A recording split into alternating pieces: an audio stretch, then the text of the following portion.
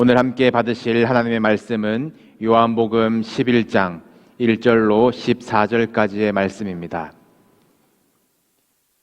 요한복음 11장 1절에서 14절까지의 말씀 제가 봉독하겠습니다. 어떤 병자가 있으니 이는 마리아와 그 자매 마르다의 마을 베다니에 사는 나사로라. 이 마리아는 향유를 주께 붓고 머리털로 주의 발을 닦던 자요, 병든 나사로는 그의 오라버니더라. 이에 그 누이들이 예수께 사람을 보내어 이르되 주여 보시옵소서, 사랑하시는 자가 병들었나이다 하니, 예수께서 들으시고 이르시되 이 병은 죽을 병이 아니라 하나님의 영광을 위함이요 하나님의 아들이 이로 말미암아 영광을 받게 하려 함이라 하시더라. 예수께서 본래 마르다와 그 동생과 나사로를 사랑하시더니 나사로가 병들었다 함을 들으시고 그 계시던 곳에 이틀을 더 유하시고 그 후에 제자들에게 이르시되 유대로 다시 가자 하시니, 제자들이 말하되 랍비여, 방금도 유대인들이 돌로 치려 하였는데 또 그리러 가시려 하나이까? 예수께서 대답하시되 낮이 12시간이 아니냐? 사람이 낮에 다니면 이 세상의 빛을 보므로 실족하지 아니하고 밤에 다니면 빛이 그 사람 안에 없는 고로 실족하느니라. 이 말씀을 하신 후에 또 이르시되 우리 친구 나사로가 잠들었도다. 그러나 내가 깨우러 가노라. 제자들이 이르되 주여, 잠들었으면 낫겠나이다 하더라. 예수는 그의 죽음을 가리켜 말씀하신 것이나 그들은 잠들어 쉬는 것을 가리켜 말씀하신 줄 생각하는지라. 이에 예수께서 밝히 이르시되 나사로가 죽었느니라. 아멘. 벌써 예수를 만난 사람들 5번째 시간입니다. 우리가 요한복음의 순서를 따라 예수님을 만난 사람들을 추적하고 있는 것을 아시겠지요? 이미 예수님은 유대 지도자들에게 위협을 받고 계시고 또 십자가를 향해서 묵묵히 가고 계시는 상황이구나라는 것을 전제하시고 본문을 대하시면 좋겠습니다. 이제 가는 곳마다 예수님을 돌로 치려 하고 또 잡으려고 하는 이들이 있었기 때문에 함부로 다니시기도 힘들었습니다. 그들이 두려워서가 아니라 아직 하나님의 때가 이르지 않았기 때문이에요.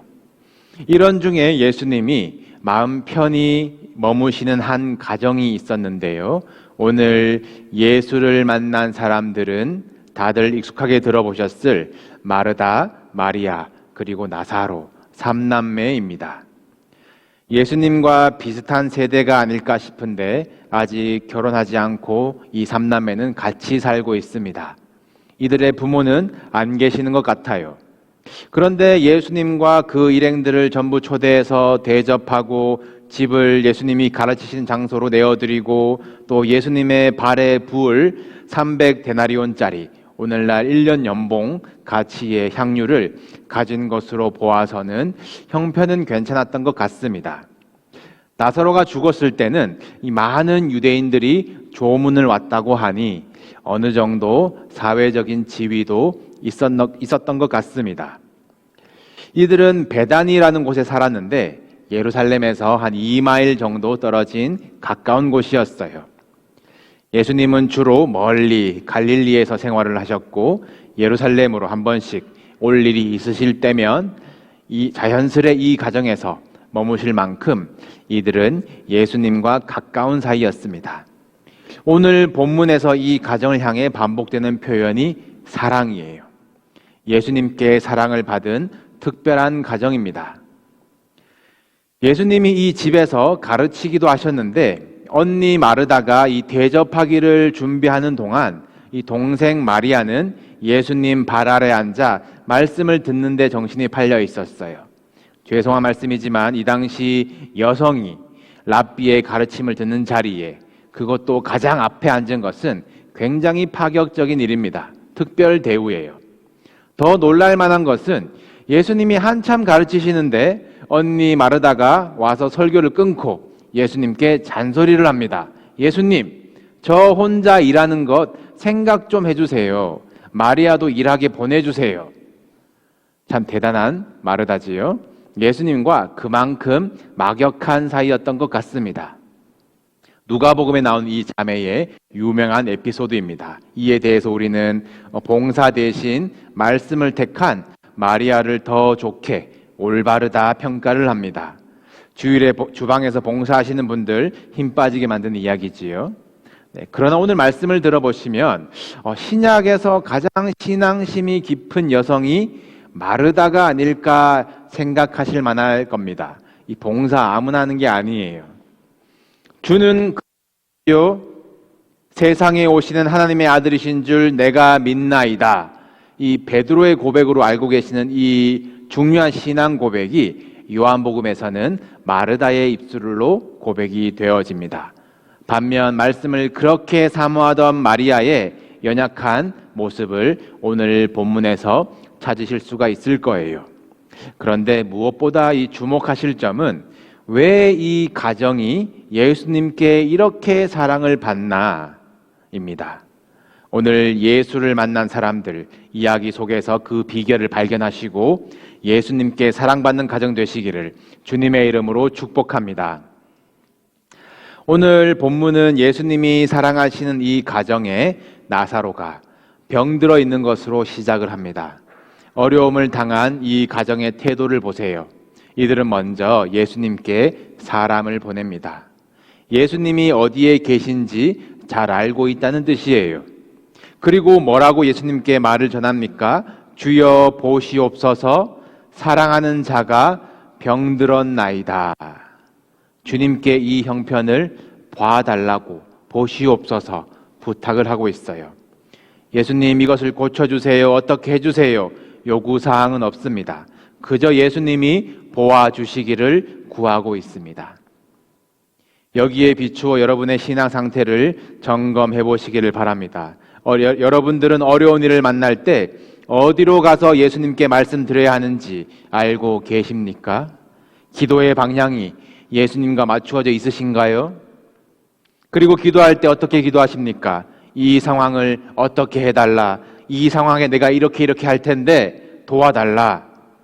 결과와 방법을 정해놓고 기도하지는 않으십니까?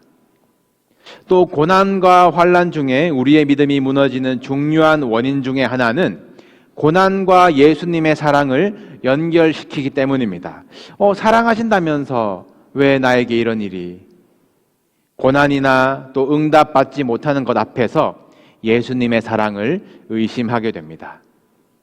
오늘 본문 5절을 보시면 우리 화면이 준비되어 있는데요. 5절을 보시면 예수께서 본래 이 남매를 사랑하시더니 그리고 6절로 넘어갈 때 이 접속사 그러므로가 원문에 들어 있습니다. 이 넣어서 자연스럽게 다시 읽으면요. 예수께서 본래 마르다와 그 동생 마리아지요. 그리고 나사로를 사랑하심으로 나사로가 병들었다 함을 들으시고 그 계시던 곳에 이틀을 더 유하시고 사랑하신다면서 위급한 병 가운데 예수님을 간절하게 찾는 이들에게 이틀을 더 지체하고 가신다는 것이 이해가 되십니까? 우리가 기도하는 것은 긴급한 간구, 간절한 간구의 즉시 응답이지요. 그런데 오늘 본문은 예수님이 사랑하시는 것과 나의 고난, 인간의 기대와 주님의 응답이 모두 별개의 문제로 다루어지고 있습니다. 세상은 사랑하는 자에게 왜 이런 일이 일어납니까? 내가 사랑받을 만한 사람입니까? 계속 의심하게 만들어요. 예수님의 사랑을 의심하지 마시기 바랍니다. 예수님의 응답과 방법과 시간을 여러분의 생각으로 제한하지 마시기를 바랍니다. 예수님이 가장 좋은 시간과 방법을 알고 계세요. 내가 가장 원하는 때가 아닐지라도 하나님이 가장 영광 받으시는 때에 하나님의 일을 이루실 것입니다. 이 믿음 가지고 어려운 일 앞에서 주님 보시옵소서, 사랑하는 자가 이렇습니다. 상황을 그대로 주님께 의탁하는 여러분 되시기를 축복합니다. 예수님은 나사로가 죽어가는 것을 아실 텐데 계시던 곳에서 이틀을 더 머무시면서 시간을 지체하십니다. 나사로가 확실하게 죽고 이에 대한 인간의 소망이 완전히 끊어지기를 기다리신 것 같아요. 예수님께서 나사로를 고치고자 하신다면 백부장의 하인에게서처럼 말씀만 하셔도 나사로가 병이 나았겠지요. 그러나 예수님은 나사로를 통해서 드러내시고자 하는 바가 있으셨습니다. 요한복음은 4복음서 중에 하나이지만 마태, 마가, 누가복음을 묶은 공관복음에는 포함하지 않습니다. 이 공관, 이 공통된 관점을 가졌다는 뜻인데, 이 요한복음은 이 공관복음과는 다르게 어떤 신학적인 목적을 가지고 정교히 편집된 책이에요. 요한복음에 나오는 표적이 딱 7개입니다. 표적이라고 이제 구분을 하는데, 기적이나 이적과 이 표적이 다른 점은 그 일, 그 기적이 드러내고자 하는 어떤 목표가 있을 때에 표적이라고 부릅니다. 오늘 본문의 결과를 이미 아시지요? 죽은 나사로를 살리는 이 사건이 요한복음의 마지막 7번째 표적입니다. 이 사건 이후로 예수님은 이제 십자가로 이제 달려나가시는 것이에요. 참고로 신학적으로는 나사로가 부활했다라고 표현하진 않아요. 나사로는 다시 죽을 것이기 때문입니다. 예수님이 부활의 첫 열매가 되시는 것이에요. 나사로를 살리시는 표적을 통해서 이 유명한 구절, 나는 부활이요 생명이니, 이것을 드러내시는데, 오늘 요한복음 11장에 등장하는 제자들, 마르다, 모두 예수님의 뜻을 완전히 이해하지 못하는 것을 보실 수가 있습니다. 이 당연한 것이 예수님이 생각하시는 죽음과 우리가 생각하는 죽음이 다르기 때문입니다. 더욱이 십자가 부활 사건도 일어나기 전이에요. 저는 오늘 본문 중에 제일 미안한 사람은 예수님께 나사로가 아프다는 소식을 전하러 갔던 사람이에요. 예수님을 모시고 다시 돌아갈 임무로 왔는데 예수님은 말씀하시기를 이 병은 죽을 병이 아니라 말씀을 하시지요. 그 대답이라도 기쁘게 이제 희망 가지고 돌아갔지만 그 사람이 이 전할 이야기는 거짓말처럼 되어버리고 현실은 나사로의 죽음입니다. 제일 시험 든 사람이 아닐까 싶습니다. 제자들도 예수님과 딴소리를 합니다.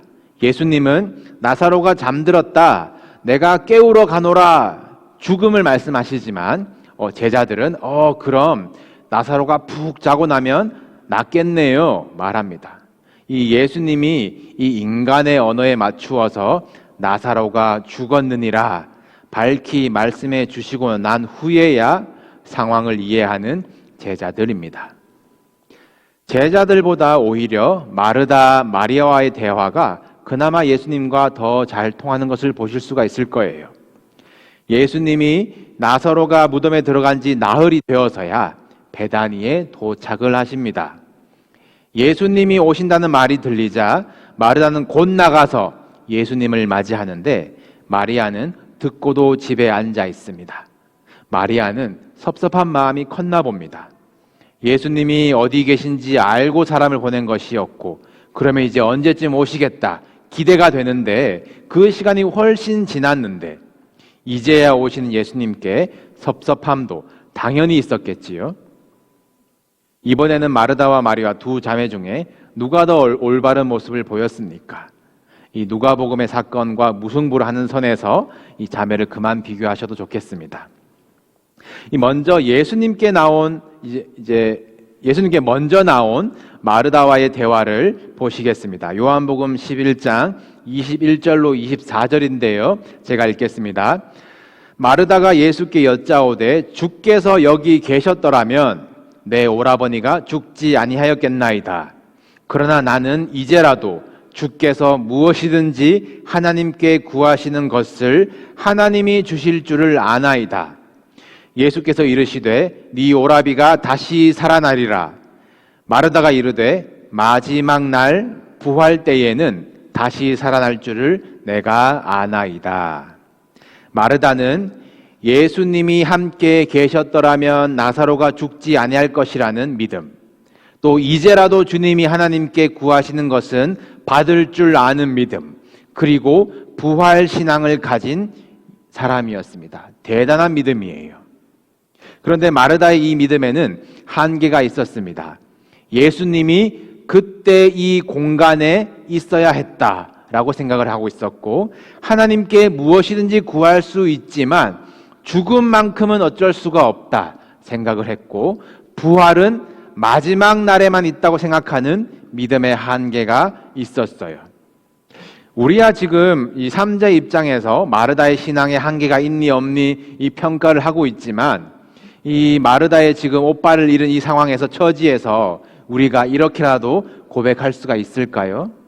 예수님 십자가 부활 이 사건 전에 일어난 일이기 때문에 이 마르다의 이 생각은 어쩌면 당연한 것이겠지만, 우리는 지금 예수님의 십자가의 부활을 알면서도 죽은 사람 다시 살려달라고 기도하지는 못하잖아요. 아직도 죽음 앞에 절망하고 두려워할 수밖에 없는 연약한 우리 인생입니다. 죽음이라는 한계를 극복하지 못하는 마르다와 우리 인생들에게 주신 예수님의 말씀이 있습니다. 너무나 유명한 말씀, 우리 요한복음 11장 25절 26절을 함께 보시겠습니다. 제가 읽습니다. 예수께서 이르시되 나는 부활이요 생명이니 나를 믿는 자는 죽어도 살겠고. 여기까지는 아멘 하시기에 어려움이 없습니다. 그런데 다음 구절 26절을 보시면요, 무릇 살아서 나를 믿는 자는 영원히 죽지 아니하리니 이것을 네가 믿느냐. 살아서 나를 믿는 자는 영원히 죽지 아니한다. 이것을 네가 믿느냐. 주님이 여러분에게 물으신다면 아멘 하실 수가 있으십니까? 우리 지금 살아 있어요. 그리고 또 예수 그리스도를 믿는다고 이 자리에 모여 있고 함께 예배를 드리는데, 그러면 우리가 이제 영원히 죽지 아니하는 것을 믿으십니까? 굉장히 어려운 질문이에요, 여러분. 마르다가 믿고 있었던 부활은 마지막 날 나팔 불 때에 잠자던 성도들이 일어나서 부활하는 것이었습니다. 이것을 종말론적 부활 신앙이라고 하는데요, 좀 어려운 단어이지요. 마지막 심판의 때가 있다는 것을 믿는 기독교의 중요한 신앙이에요. 이 종말론적 부활 신앙은 예수님이 말씀하신 25절 죽어도 살겠고, 이것을 믿는 신앙입니다. 여러분, 이 신앙을 꼭 가지시길 바랍니다. 여러분의 인생 끝날에, 세상의 마지막 때에 우리는 천국으로 옮겨지는 것이에요. 그러면 여기에 소망을 걸고 이 고단한 세상을 버티고 인내하며 마지막 날만 바라보며 살아가면 될까요? 종말론적 부활 신앙을 뛰어넘기를 예수님이 물으십니다. 살아서 나를 믿는 자는 영원히 죽지 않는다. 네가 믿느냐? 이것은 현재를 살아가는 우리가 경험해 가야 할 부활 신앙입니다. 신학 용어로는 실존적 부활 신앙이라고 해요. 예수님의 십자가의 보혈이 사망 권세를 이기신 그 부활의 사건이 마지막 때의 사망에서 생명으로 역전시켜줄 소망일 뿐만 아니라 오늘을 살아가는 우리에게 능력이 된다는 것을 경험하는 신앙이에요. 우리는 이미 사망에서 생명으로 옮겨진 자들입니다. 믿으십니까? 우리의 겉은 죽어가고 늙어가고 결국 땅에 묻히겠지만 우리의 속사람은 날로 새로워지는 것이에요. 죽음에 매여서 죽는 날을 한계로 끊고 몇 년 남았구나, 얼마쯤 남았겠구나, 그 한계를 끊고 살아가는 것이 아니라 영원한 것을 바라보고 천국의 빛을 보고 살아가는 신앙입니다. 이것을 네가 믿느냐? 예수님이 물으십니다. 사랑하는 성도 여러분, 영원한 것을 바라보시고 거기에 소망을 둡시다. 그것을 오늘 누리며 살아가시기를 바랍니다. 땅의 것을 위해 기도하고 잘 죽게 해달라고 기도하는 것을 넘어서서 한 단계 올라가셔서 하늘의 신령한 복과 영원한 하나님의 나라가 오늘을 살아가는 우리에게 임하기를, 그렇게 기도하시기를 주님의 이름으로 축복합니다. 집에 앉아 있었던 마리아, 뭘 하고 있었을까요? 이 땅의 소망이, 사랑하는 가족의 죽음, 그 앞에 소망이 끊어져서 예수님이 나를 사랑하시는 건 맞나 낙심 가운데 있는 마리아를 언니 마르다가 예수님에게로 인도합니다. 예수님이 너를 부르신다라는 이 언니의 말에 마리아는 급히 일어나 예수님께 가요. 좌절에 오래 앉아 있지 않는 가정입니다. 예수님의 부르시는 소리에는 즉시 반응하는 가정이에요. 마리아는 언니와 똑같은 말을 합니다. 주님이 여기 계셨더라면. 예수님은 이 마리아를 불쌍히 여기시며 이제 나사로의 무덤으로 함께 가십니다. 그 앞에서 울며 또 죽음의 냄새에 눌려서 현재를 살아가고 있는 자들에게 어떻게 부활을 경험하며 살아가야 할지 이제 표적을 보여주시는 거예요. 무덤 앞에서 예수님이 말씀하십니다.